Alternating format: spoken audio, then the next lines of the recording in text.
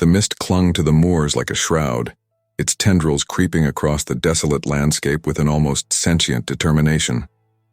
Through this ethereal veil, the village of Alderbrook emerged, a collection of ancient stone cottages huddled together as if for warmth against the encroaching gloom. At the edge of this forsaken hamlet stood a well, its weathered stones black with age and slick with an ever-present sheen of moisture. It was towards this well that Emily Hale now trudged, her boots sinking into the boggy earth with each step. The young historian adjusted her pack, filled with notebooks and recording equipment, tools of her trade in debunking local myths and legends.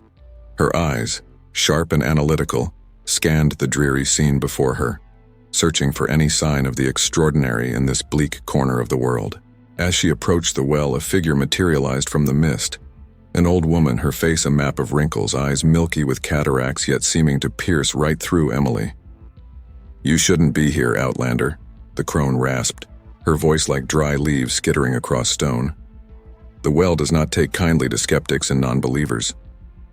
Emily forced a polite smile. "I'm here to study the folklore surrounding your village, ma'am. I assure you I mean no disrespect to your traditions." The old woman's laugh was a harsh, brittle sound. "Traditions? You speak of traditions when you know nothing of the power that sleeps beneath our feet. The well is no mere story, girl. It is life and death, salvation and damnation." Before Emily could respond, the woman had turned and shuffled back into the mist, leaving the historian alone with the looming presence of the ancient well. Emily shook her head, dismissing the encounter as the ramblings of a superstitious local. She had encountered such resistance before in her work, and it never deterred her from uncovering the truth behind the myths. Approaching the well, Emily noted its construction, rough-hewn blocks of a stone she couldn't immediately identify, darker than the surrounding rock and slick with a sheen that didn't seem entirely due to the omnipresent mist. A circle of standing stones surrounded the well, their surfaces etched with symbols that time had nearly eroded away. As she leaned over the well's edge, peering into its unfathomable depths, a chill ran down her spine. The water far below was unnaturally still, its surface like black glass reflecting nothing.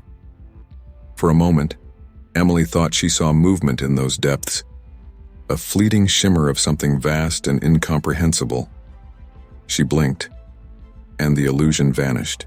"Tricks of the light," she muttered to herself, reaching for her camera to document the well's structure. As she snapped photos, a voice called out from behind her. "I wouldn't do that if I were you, miss." Emily turned to find a man in his 50s watching her, his weathered face etched with concern. "And why is that, sir?" she asked, lowering her camera.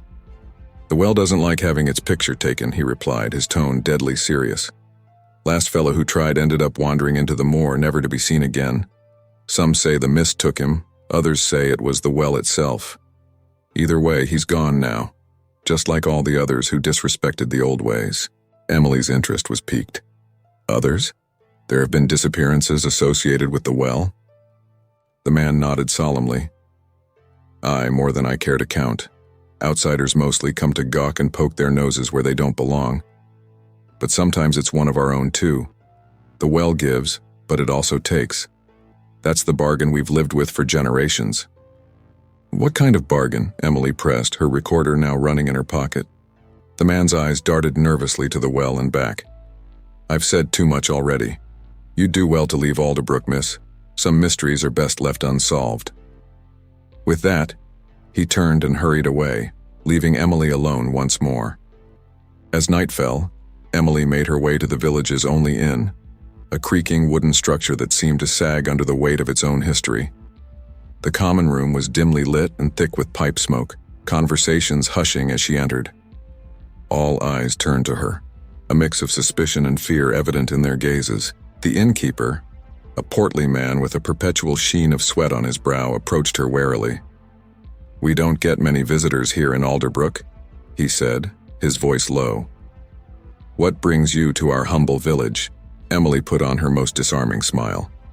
"I'm a historian studying local folklore. I'm particularly interested in the legends surrounding your well." A hush fell over the room, the silence broken only by the crackling of the hearth fire. The innkeeper's face paled visibly. "The well is not for outsiders to know about," he said firmly. "It's best you forget about it and move on." "I'm afraid I can't do that," Emily replied, her determination rising in the face of their reticence. "I've heard stories of miraculous healings, of people disappearing. Surely you can understand my curiosity." An old man in the corner spoke up, his voice quavering with age. "Curiosity killed the cat, they say. But here in Alderbrook, curiosity does far worse. You speak of healings and disappearances as if they were separate things. But they're two sides of the same coin, miss. The well gives and the well takes, and none can say which fate awaits those who drink from its waters." Emily leaned forward, intrigued. "What do you mean? What happens to those who drink from the well?" The old man's eyes grew distant, as if seeing something beyond the smoky confines of the inn. "Some find their ailments cured, their youth restored. Others are claimed by the mist. They walk into it, drawn by visions only they can see, and are never heard from again. And some—" He trailed off, shuddering. "Some what?" Emily pressed. "Some come back changed," he whispered. Their eyes are not their own. They speak of things no mortal should know, of vast and terrible entities that dwell in the spaces between worlds. They don't last long, those ones. The knowledge drives them mad, and then they too vanish into the mist." The innkeeper interrupted, his voice sharp with fear and anger. "That's enough, old man. You'll bring their wrath down upon us all." He turned to Emily, his expression stern. "You'll have a room for the night, miss, but I suggest you leave Alderbrook at first light. This is no place for outsiders." As Emily lay in bed that night, sleep eluded her. The wind howled outside, carrying with it whispers that seemed almost like words in a language too ancient for human comprehension. In the distance, she thought she heard chanting, a low, rhythmic sound that sent shivers down her spine. Unable to resist, she crept to the window, peering out into the misty night. In the distance, near the well, she saw flickering lights and moving shadows. A procession of robed figures moved in a slow circle around the well, their chants rising and falling like the tide. Emily's rational mind rebelled against what she was seeing. This was the 21st century, not some medieval tableau of superstition and ritual. And yet, as she watched, she could not deny the sense of ancient power that seemed to pulse through the very air of Alderbrook. As dawn broke, Emily found herself once again at the well, drawn by a compulsion she couldn't explain. The morning mist swirled around her feet as she approached, and for a moment, she thought she saw faces in the vapor, twisted, agonized visages that vanished as quickly as they appeared. Her hand trembled as she reached out to touch the well's edge. The stone was ice-cold beneath her fingers, and she could have sworn she felt a faint vibration, a pulse of energy emanating from deep within the earth. "I wouldn't do that if I were you," a voice said, startling her. Emily turned to see a young woman watching her, her eyes wide with fear. "The well, it calls to you, doesn't it? I can see it in your eyes." Emily nodded, unable to deny the strange pull she felt. "What is it? What's really down there?" The young woman glanced nervously over her shoulder before leaning in close. "They say it's a gateway," she whispered. "A passage to somewhere else. Somewhere we were never meant to go. The water, it's not just water. It's a veil between worlds, and those who drink from it, they see things. Terrible, wonderful things.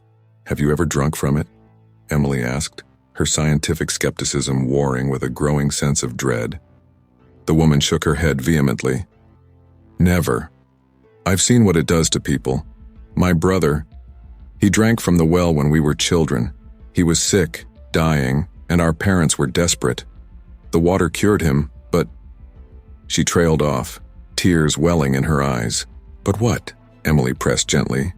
"He was never the same after that. He spoke of vast cities beneath the sea, of creatures that dwelt in the darkness between stars. He would wake screaming in the night, begging for the visions to stop. And then one day, he just walked into the mist. We never saw him again." Emily's mind reeled, trying to reconcile what she was hearing with her rational worldview. "Why doesn't anyone leave? Why do you all stay here knowing the danger?" The young woman's laugh was tinged with bitterness. Leave? We can't leave. The well, it binds us here. Those who try to leave find themselves walking in circles, always ending up back at the village. Alderbrook is our home, our prison, and our grave. As if to punctuate her words, a keening wail rose from somewhere in the village. The young woman's face paled. It's happening again, she whispered. Someone's been taken. Emily followed as the woman ran towards the sound, her heart pounding. They arrived at a small cottage where a crowd had gathered. In the doorway stood an older man, his face a mask of grief and terror. It's Mabel, someone in the crowd murmured. She drank from the well last night, said she saw her dead husband calling to her from the mist. The old man in the doorway spoke, his voice hollow with shock. I woke to find her gone.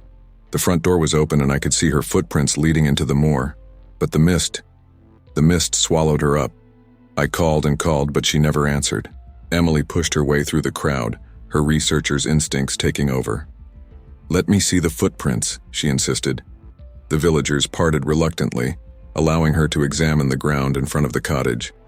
Sure enough, a single set of footprints led away from the door, heading towards the vast expanse of the moor.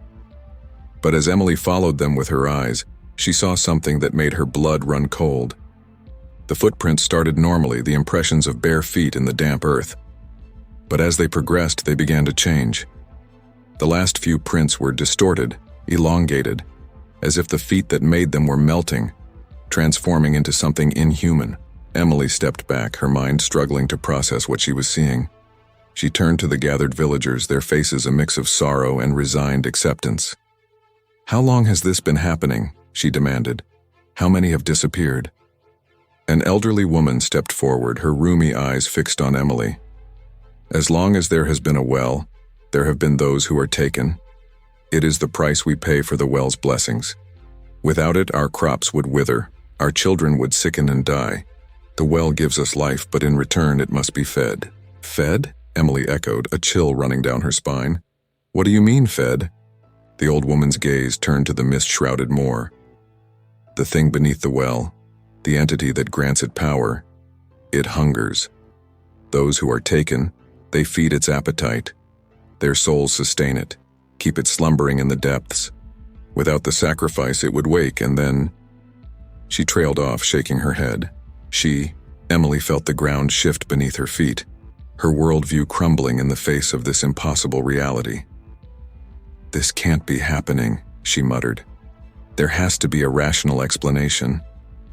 But even as she said the words, she knew they rang hollow. The evidence was all around her, in the fearful eyes of the villagers, in the footprints that led into nothingness, in the very air that seemed thick with ancient, malevolent power. As the crowd dispersed, Emily found herself drawn once more to the well. She stood before it, staring into its depths, trying to glimpse whatever horror lurked below. And as she gazed into the abyss, she felt it gazing back, a vast and alien consciousness brushing against her mind. In that moment, Emily Hale, rational historian and skeptic, felt the first cracks forming in her sanity. For she knew, with a certainty that transcended mere evidence, that she had stumbled upon a truth far older and far more terrible than anything in her experience. The well of Alderbrook was more than just a source of water or a local superstition. It was a portal to something beyond human comprehension, a twilight realm where the laws of nature held no sway. And now that she had glimpsed it, Emily feared she could never again close her eyes to the terrifying reality that lurked just beneath the surface of the world. As night fell once more over Alderbrook, Emily retreated to her room at the inn, her mind reeling from the day's revelations. She knew she should leave, should run as far and as fast as she could from this accursed village. But something held her back. A compulsion she couldn't explain. A need to uncover the full truth of the well's dark power. In the depths of the night, as the mist pressed against her window like a living thing, Emily made a decision that would seal her fate. Tomorrow, when the village slept, she would return to the well.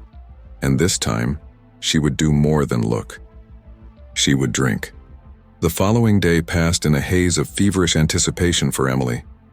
She went through the motions of her research, interviewing reluctant villagers and poring over crumbling town records. but her mind was fixated on the well and the decision she had made. As dusk fell, bringing with it a thickening of the ever-present mist, Emily made her way to the village archives, a dank, musty room beneath the town hall. The elderly archivist, a man named Ezra, with eyes like chips of flint, watched her warily as she examined the oldest documents. "You won't find the truth in those papers, miss," Ezra said, his voice barely above a whisper. "The real history of Alderbrook isn't written down. It's in our blood, in our bones." Emily looked up from a faded map she'd been studying.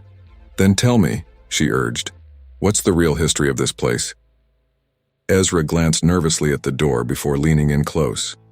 "They say this land was sacred long before men built their homes here. The old ones, the beings that came before, they knew its power.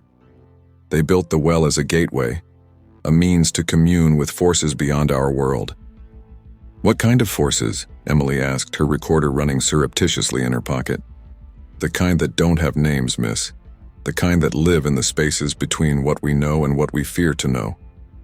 Ezra's eyes grew distant. "My grandfather told me stories, passed down through generations. He spoke of a bargain made long ago when the first settlers came to this land. They were dying, you see, crops failing, children wasting away, and so they turned to the old ways, the forbidden knowledge." Emily leaned forward, enthralled despite her skepticism. "What did they do?"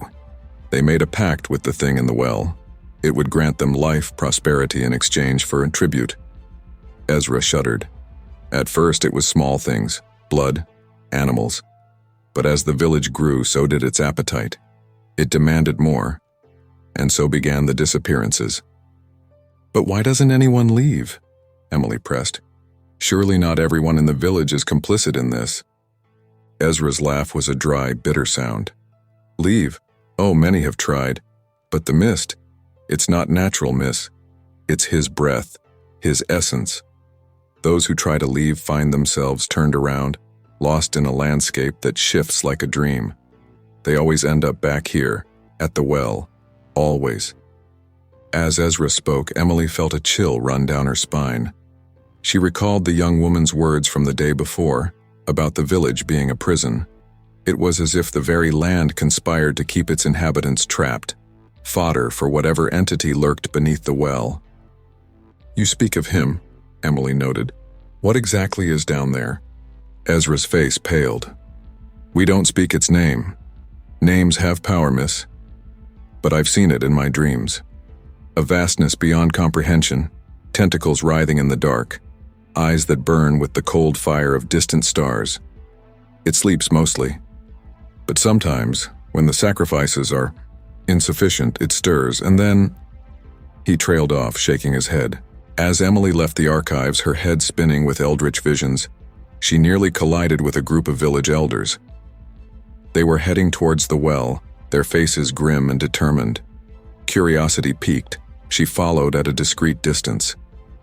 The elders gathered around the well, their robes fluttering in a wind that seemed to emanate from the depths of the earth itself. They began to chant in a language that hurt Emily's ears, the syllables twisting in ways that seemed to defy the laws of phonetics. As their voices rose, the air around the well began to shimmer, like heat haze on a summer's day. Emily watched in horrified fascination as the water in the well began to glow with an unearthly light, pulsing in time with the chants. Suddenly, one of the elders stepped forward, producing a small, wriggling sack. With a swift motion, he upended it over the well. Emily stifled a gasp as she saw a cascade of small, furry bodies, rats or mice, tumble into the depths. The moment the sacrifices hit the water, there was a sound like a vast, contented sigh. The glow faded, and the unnatural wind died down. The elders nodded to each other in grim satisfaction before dispersing, leaving Emily alone with the now quiescent well. Her mind reeled as she tried to process what she had witnessed. Part of her, the rational academic part, insisted that there must be a logical explanation. Perhaps the villagers were suffering from a mass delusion, their isolation and the harsh environment driving them to create elaborate mythologies. But another part of her, a part that grew stronger with each passing hour in Alderbrook, knew that she had glimpsed something beyond the realm of conventional understanding. The way the air had shimmered, the otherworldly glow of the water, the sound that was felt more than heard, these things defied rational explanation. As midnight approached, Emily found herself once again drawn to the well. The village was silent, the mist thicker than ever, muffling all sound. She stood at the well's edge, her heart pounding in her chest. "I wouldn't do that if I were you," a voice said from behind her. Emily whirled to find the young woman from before watching her, her eyes wide with fear and something else. Was it envy? "You're going to drink from it, aren't you?" the woman asked. "I can see it in your eyes, the hunger for knowledge, for understanding. It's how it starts for all of them." Emily nodded, unable to deny the compulsion that had brought her here. "I have to know," she whispered. "I have to see for myself." The young woman stepped closer, her voice urgent. "Then let me show you something first, something you need to see before you make this choice." She led Emily to a small cottage on the outskirts of the village.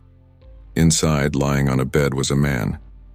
His eyes were open, staring at nothing, and his mouth moved constantly, forming words in a language Emily couldn't comprehend. "This is my uncle," the young woman explained. "He drank from the well 3 days ago. He hasn't slept, hasn't eaten. He just talks. Listen." Emily leaned in, straining to make sense of the man's ramblings. As she listened, she began to pick out words, concepts that sent shivers down her spine. Cyclopean cities, non-Euclidean geometries, and the crawling chaos.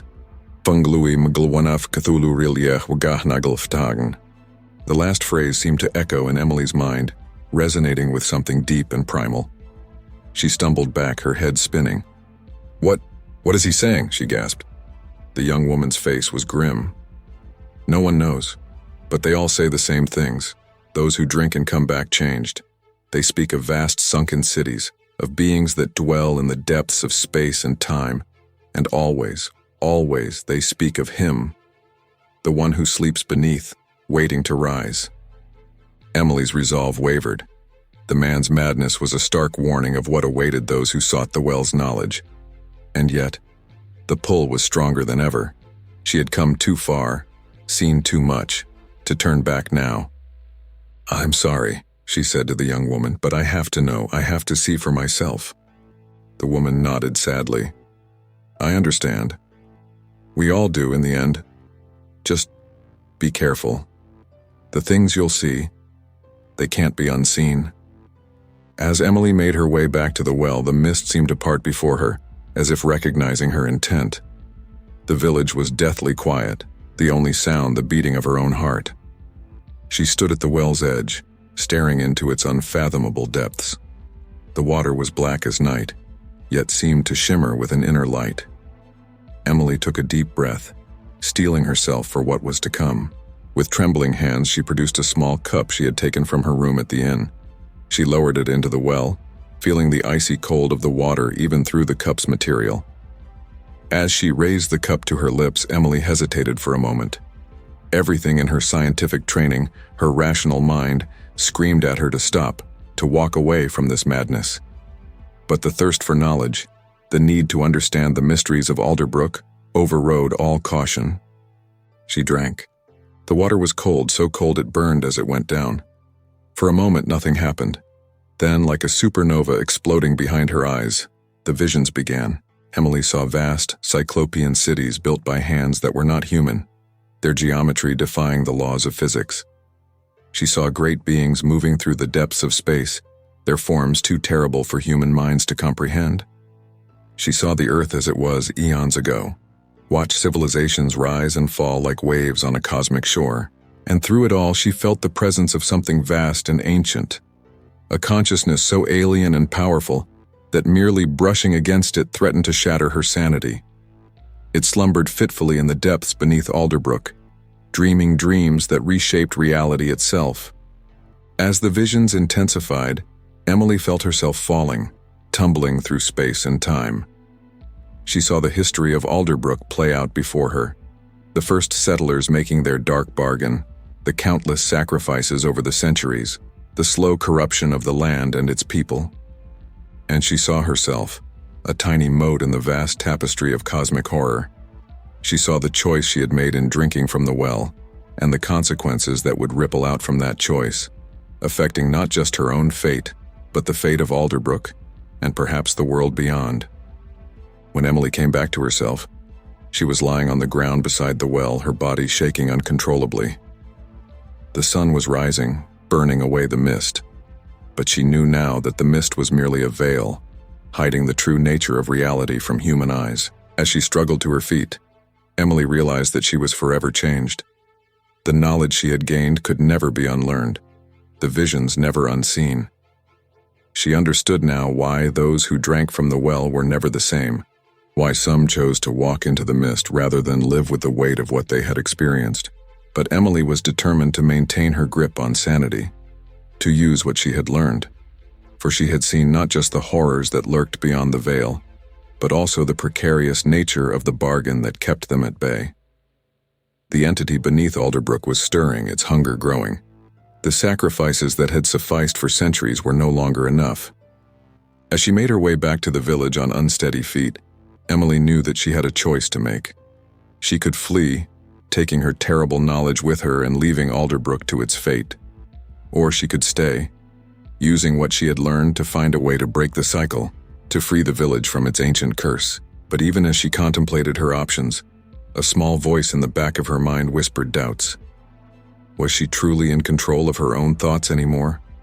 Or had the entity touched her mind, planting suggestions, steering her towards some incomprehensible goal of its own?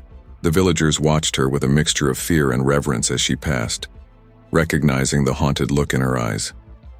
They had seen it before, in those who had drunk from the well and returned changed. Some reached out to steady her, while others shrank back, as if fearing contamination. Emily made her way to the inn, her mind racing. She needed to record what she had seen, to document the truths revealed to her before they slipped away like the tattered remnants of a dream. But as she reached for her notebook, her hand trembled violently, and strange symbols flowed from her pen, glyphs and sigils that seemed to writhe on the page. A knock at her door startled her from her frenzied writing. It was the innkeeper, his face grave. "The elders wish to speak with you," he said, his voice low and respectful. They know what you've done." Emily nodded, unsurprised. Of course they knew. In a village like Alderbrook, where ancient powers held sway, there were no secrets.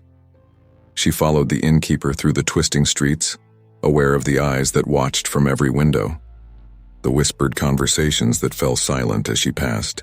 The elders were gathered in a circular chamber beneath the village hall. As Emily entered, she felt the weight of their collective gaze, centuries of hidden knowledge and dark bargains reflected in their eyes. "You have drunk from the well," the oldest among them said. It was not a question. Emily nodded, her voice hoarse as she replied, "I have." "Then you understand now," another elder said. "You see why we do what we do, why we make the choices we make." "I see," Emily agreed, the weight of her new knowledge heavy on her shoulders. "But I also see that it's not sustainable. The entity, it's growing stronger, isn't it?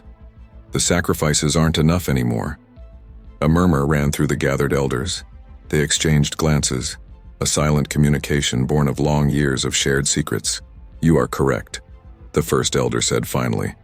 "The hunger grows. We have managed to keep it sated for centuries, but lately it demands more. The disappearances have become more frequent, the miracles more costly." "There must be a way to end this," Emily insisted, "to break the cycle, to free Alderbrook from this curse." The elders' faces grew grim. "Many have thought as you do," one said. "They have tried to destroy the well, to seal it, to purify it with rituals and sacrifices. All have failed. The entity cannot be destroyed by any means known to us. It is as old as the earth itself, perhaps older." "Then what?" Emily demanded, frustration and fear warring within her. "We just continue feeding it until there's no one left? Until it wakes fully and consumes not just Alderbrook but the world beyond?" The eldest elder stepped forward, his eyes boring into Emily's. "That is why you are here," he said softly. "Why you were drawn to Alderbrook, why you were compelled to drink from the well. You are the key, Emily Hale. The entity has chosen you." Emily felt a chill run down her spine. Chosen me? For what? To be its voice, the elder replied. Its prophet, to prepare the way for its awakening. The words hit Emily like a physical blow. She staggered back, her mind reeling. No, she whispered. No, I won't. I can't. But even as she denied it, she felt the truth of the elder's words, the visions she had seen, the knowledge that now filled her mind. It was not random. It was preparation, conditioning. The entity had touched her mind, shaped her understanding, molded her into a vessel for its will. You have no choice, the elder said, his voice filled with a mixture of pity and awe. The role has been thrust upon you. You can embrace it, guide the awakening with what wisdom and compassion you can muster, or you can resist and be driven mad by the strain. Emily's mind raced, seeking a way out, an alternative to the horrifying destiny that had been laid before her. But with each passing moment, she felt the presence of the entity growing stronger in her mind, its vast and alien consciousness pressing against the boundaries of her sanity. As she stood there, trembling with the weight of her newfound knowledge and the terrible choice before her, Emily Hale realized that her life as she had known it was over. She had come to Alderbrook seeking to debunk myths and legends. Instead, she had become part of a story far older and far more terrible than any she could have imagined. The sun set over Alderbrook, the mist rolling in thick and heavy, and in the depths beneath the village something ancient and vast stirred in its slumber, dreaming of the day when it would rise again, with Emily Hale as its herald. The days that followed Emily's revelation blurred together in a haze of eldritch visions and frantic research. She sequestered herself in her room at the inn, walls plastered with pages of scrawled notes and esoteric diagrams. The villagers left her alone, save for the innkeeper who silently delivered meals that often went untouched. Emily's nights were plagued by dreams of vast, sunken cities and shapeless horrors that lurked in the depths of space. She would wake screaming, her mind reeling from glimpses of realities too vast and terrible for human comprehension. But with each passing night, the terror began to fade, replaced by a growing sense of anticipation. On the seventh day, Emily emerged from her self-imposed exile. The villagers watched her with a mixture of fear and reverence as she made her way to the well. She stood at its edge, staring into the depths with eyes that now saw far more than mere water. I understand now, she whispered, her voice carrying an otherworldly resonance that made the air itself seem to shiver. I know what must be done. The village elders approached cautiously, their faces etched with equal parts hope and dread. You have accepted your role, then? The oldest among them asked. Emily turned to face them, her eyes gleaming with an inner light that was not entirely human. Accepted? No, I have transcended it. Your understanding of the entity, of the bargain that binds this village, is flawed, limited. I see now what must truly be done to break the cycle. A murmur ran through the gathered crowd. The eldest elder stepped forward, his voice quavering. What do you mean? The bargain has kept us safe, has sustained us for generations. Emily's laugh was a harsh, alien sound. Safe? You call this safety? Living in fear, sacrificing your own to temporarily sate an appetite that can never truly be satisfied? No. There is another way, a way to end this once and for all. She turned back to the well, her voice taking on a cadence that seemed to resonate with the very stones of Alderbrook. The entity sleeps, yes, but not in the way you believe. It is not one being, but many. A collective consciousness, fragmented and scattered across dimensions. What lies beneath Alderbrook is but a fraction, a tendril of something far vaster. As Emily spoke, the air around the well began to shimmer, reality itself seeming to warp and twist. The villagers drew back in fear, but Emily stood firm, her voice rising. For centuries you have fed it, thinking to keep it docile asleep. But each sacrifice, each drink from the well, has only served to strengthen the connection between this world and the realms beyond. The veil grows thin, the barriers weak. And now, the time has come for the final step. The elder's face paled. What are you saying? What have you done? Emily's smile was terrible to behold. I have called to the others. The fragments scattered across time and space. They come now, drawn by the beacon of this well, this gateway you have so dutifully maintained." As if in response to her words, the ground began to tremble.